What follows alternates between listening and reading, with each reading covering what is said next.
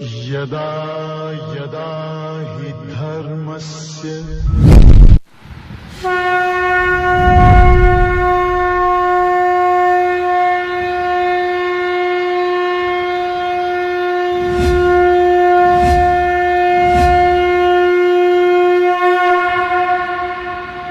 ओम प्रपन्न पारिजाताय तोत्र वेत्रैकपाणये ज्ञानमुद्राय कृष्णाय गीतामृतदुहे नमः. Now shloka number 2 and 3 from Bhagavad Gita chapter 1. Sanjaya uvacha drashtva tu pandavanekam vyudham duryodhanastada Acharyamupasangamya Raja Vachanam Abravita Pashyaitam Panduputranam Acharya Mahatinchamum Vyudham Drupata Putrena Tavashashyena Dhimata. As we said in the last session, the first chapter of Bhagavad Gita introduces many individual personalities. Because every personality differ according to their nature. A nature is established, given infrastructure by our mind, psychological system. This psychological system means we can divide into two categories. One is called mind, that which is endowed with emotions. You cannot find any mind that which is away or without emotions. Even we cannot divide life from emotions. We have to have the emotions. But the thing is, we should not be victimized by the emotions. And one more aspect, we call it buddhi. Bhagavad Gita itself, it will discuss elaborately of these all subjects. Bhagavad Gita is a great psychological text. In fact, where psychology ends, Bhagavad Gita begins. That's my opinion, understanding too. Now here, you see in these words, in the last words, two characters were introduced. One was Dhritarashtra, who questioned his charioteer Sanjaya. And Sanjaya, who endowed with Sattva Guna, he knows what he expects. Being a father, he is worried. And being a king, he was worried. But they had Bhishmacharya, Dronacharya, Kripacharya, Ashwathama, like a great legends with him. Still they are worried.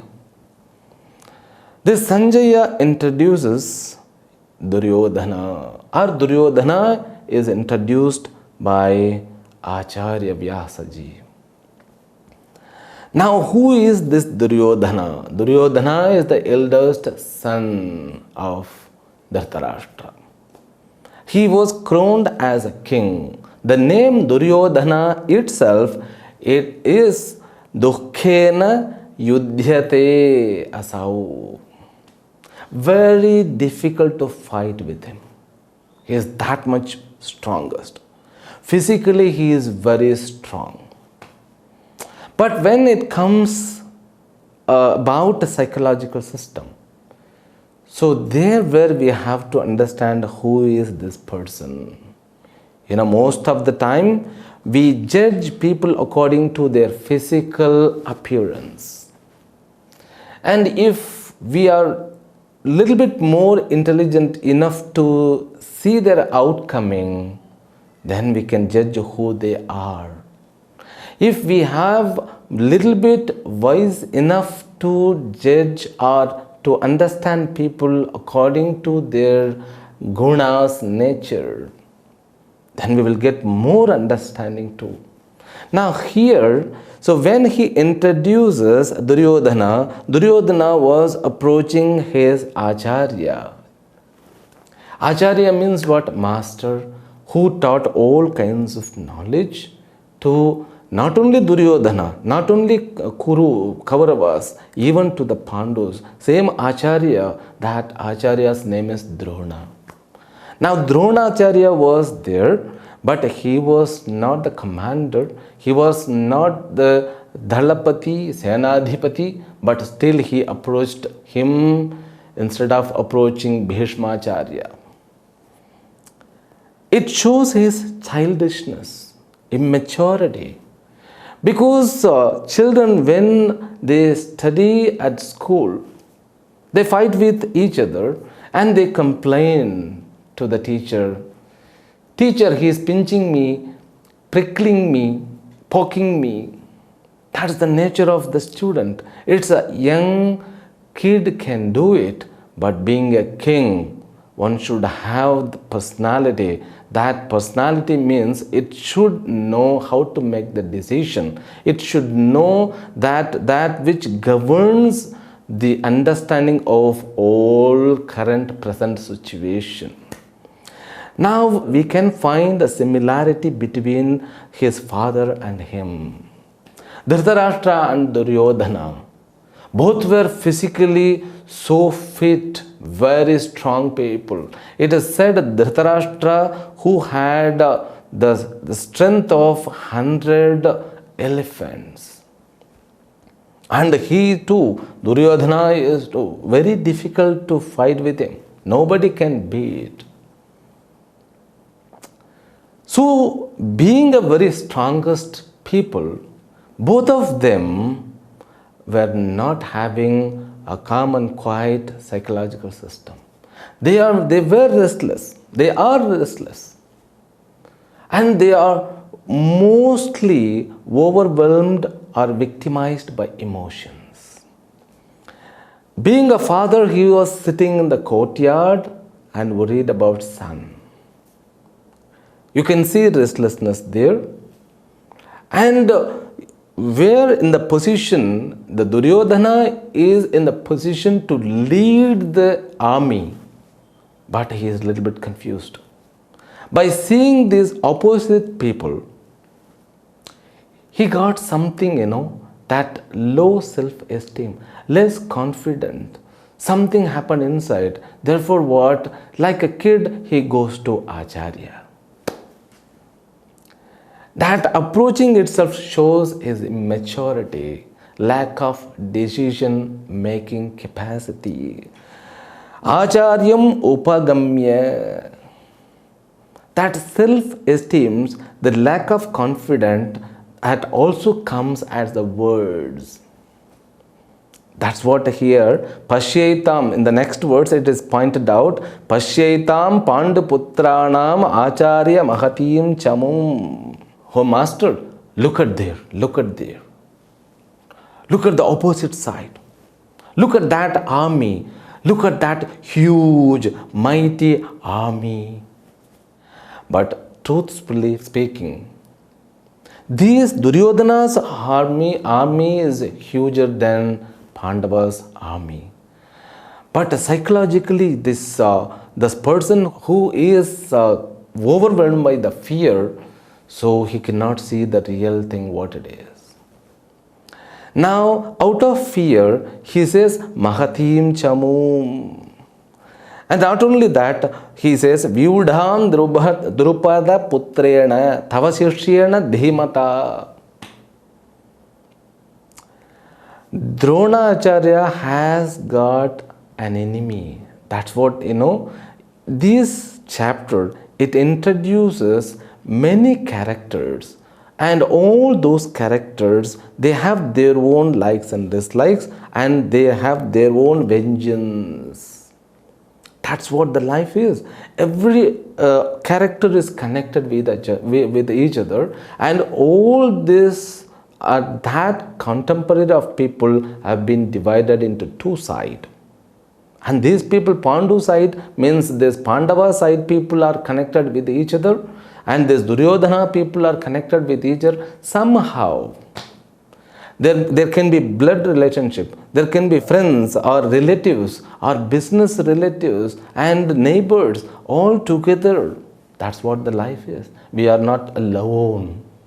But usually we have our feeling, I'm alone, I'm alone, I'm alone. That loneliness, every one of us, we feel. But Shastra says, you are not alone. We cannot be alone because we are a part of this universe. Because the physical body is connected with the nature. This world is made up of 5 elements, but this body also made up of 5 elements. But still we fear. We have the feeling that I should have something for me. I don't have people. Being born in India, you are endowed with family. But being with family, you feel that loneliness. It means what? Something went wrong. Something went wrong where? Where it is wrong? What went wrong? That lack of understanding of the self becomes a huge problem, because the self-realization plays a vital role. There where the problem comes. Now Duryodhana, see, he was a very strongest personality, but being very strongest personality, but he talks like a child, going and complaining to the Acharya. Is it the way a king should approach? King should have present the orders. He should have been the king. He should have made a decision. He should have called him Acharya. Now he is not Acharya. Though the respect inside, now they are in the battlefield. He should know what to be done. And also we can see, you look at that great army. This mind has got the weakness. Because the human being, we have varieties of strength. That strength, it is said Bhuja Balam. Bhuja Balam means the strength of muscles. The mind, if you are strongest person, bodybuilder, then you will have the confidence. That confidence is constructed by the muscles. Therefore, we call it Bhuja Balam. Then the next one is Vitta Balam. Vitta Balam means what? That strength, that which is constructed by the assets. If you have more wealth, more assets, then you have your confidence high, rise in confidence. Then the third one is Jana Balam. If you have more people, if you have more people to support you, you are very strongest person. That is the feeling you will have. This Bhuja Balam, Vitta Balam, Jana Balam. That weakened mind will depend on these 3. Now Duryodhana seems to be like that. We have to realize. And Duryodhana is not the past personality.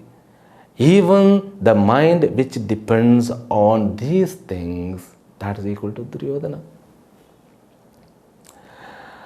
That's what 2 more balas also introduced in our Shastra. One is called Anusthana Balam. Anusthana Balam means it's Adrishtam. Adrishtam means it's invisible. When you go to the temple, when you follow certain rituals, fire rituals, or you do japa, meditation, all this will provide punya phala. That's what called Anusthana Bala. That Anusthana Bala, if you construct the temple, you will become confident. And that too is a secondary strength. That first foremost strength is called Atma Balam.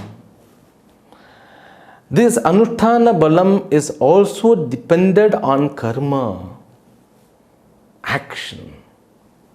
It cannot give eternal strength. Now, when you believe on something, that something won't give according to your expectations, then what? you are cheating yourself. We have to know the nature of the object. We have to know the life of that object, strength of that object, then alone we have to believe. That Duryodhana has the same mentality, so he is not using buddhi, intellect. Intellect alone will judge, will decide which is what. Because intellect has the capacity to think about past and present and future.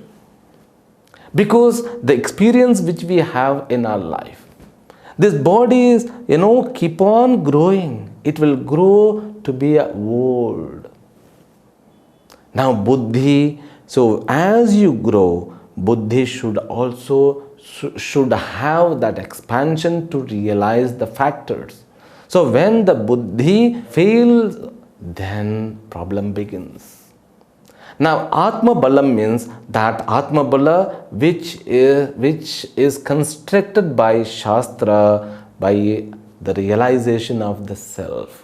When you realize yourself, you are nothing but completeness, Purnatvam, Purnoham. That has to be the realization. I am an adequate person. My personality is adequate one. Then you can communicate properly. Your communication will be transferred into completeness. Whatever the outcoming comes in the form of word, in the form of action, everything will show that completeness. Now Duryodhana, being a lack of personality or being weakened mind, so he wants to, psychologically he is dependent on all those things which is not eternal. Now this is the personality. Duryodhana is a main person. Being immature from the childhood, he was having vengeance, jealousy on Pandavas. Instead of having jealousy, he should have been focused on his life. He would have been a different personality in this history. Okay, so now the way he speaks with Acharya, either he should have been, very respectful personality with Acharya, but he didn't do that. He was provoking, the intention to provoke Acharya. That's what is seen in his words. He said, look at there, your enemy's son. These armies which is formed by him. And also he adds the adjective which is formed very intelligently. It means what? He is provoking Acharya, your disciple, Drupadasya putraha, Drishtadyumnaha. One more character and two more characters. Drupadaha, Drupadasya putraha. The son of Drupada. Drona and Drupada, they were friends in the childhood. Then they had something between, then enmity began. Because all the enemies, so who were there in the form of friends. Now his son, but who studied under him, he is in opposite side. That's what this Duryodhana wants to pinch him and provoke him. You see the Drishtadyumna, the armies which is formed by Drishtadyumna. Then he continues next words. Atra shura maheshvasaha bhimarjuna samayudhi yuyudhano viratascha drupadascha maharathaha. Atra, in their formation, in their side, there are unrivaled people, personalities. Then Maheshvasaha, Mahantaha, Ishvasaha, Dhanurdharinaha yete. The people who possess the greater bows, mighty bows, and they are equal to Bhima and Arjuna. Now you see, so he thinks about Bhima always because he knows Bhima is equal to him, that Bhima could defeat him. Therefore what? Bhima Arjuna Sama Yudhi. Yudhi means in the battle, these people are equal to Bhima and Arjunas. And one more personality, Yuyudhanaha, Virataha, Drupadaha, Maharathaha, Drupadaha. All of them were great personalities. Now, introducing these personalities, we should realize one thing. We are also endowed with all those personality around us, our karma phala. Our karma phala is because, according to Bhagavad Gita, I have to point here, either we should have elaborate introduction with the stories and all, or we should go words by words and side by side we have to get more informations. Now, this first 6 chapter, they discuss, they elaborate about personality, individual personality. See, now if you are an individual personality, you are connected with your relatives and you are connected with your friends, even with enemies, and these all people around you are nothing but the outcoming or fruit of your own karma phala. Because this body, we have got this body is because of our karma phala, because of the result of our past action. Not only this body, the shariras around this body is also because of karma phala, and the experiences with them, whatever that we experience, that is nothing but our karma phala. That is the proper perception, proper approach with the individual personality. So when you think, wherever we go, the people ask, how old are you? How old are you? Because you are informed your birthday. You were not aware. We were not aware. Is there anybody that who could say that, yes, I was born exactly 6:20 in the morning in this month on that year? Nobody. We are informed. We are informed of date of birth, date of death, and the particulars about relatives. Even we are given the names. We are given the names. And that names are also not given for our sake. Maybe later on, but our parents, they named us for their convenience to do transaction with you. And even for your convenience, you can do transaction. Wherever you go, people ask, who are you? You can say that your name and your biodata, all the biodata, what they ask, where you were born and what's your father's name, everything related to this physical body. Therefore, the Shastra has got, it has got a deep perception. It has got penetrating research. I'm not only this body. This body is not my beginning.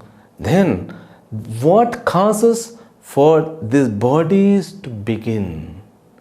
Was there anything left out before the body? That's the connection. So when I realized, because when I was born in a particular situation, environment, that while being born itself, it is fixed particular language, region, religion, and people around, and the culture around you. We take 15, 20 years to get settled with all that outer things to learn. Once we are aware about where it began, we can sort out any problem that we face in our life. That is the target of Bhagavad Gita. Now, introducing all this personality for the sake of our understanding, to prepare us for what? To prepare us for our life prepare us to give a proper realization about the self. That's what the glory of Bhagavad Gita. Therefore, we need not to get boredom by studying this characteristic. You may find these characters are nothing to do with my life. No, it's not like that. All the characters, they have their own stories. If you want to get that stories, you can read, these all histories are available. We focus on the content, what to be consumed as a teaching. That's what our content. We will also continue in the next session. Harihi Om. Om Purnamadah Purnamidam Purnat Purnamudachyate Purnasya Purnamadaya Purnamevavashishyate. Om Shanti Shanti Shanti. Harihi Om. Shri Gurubhyo Namaha. Harihi Om.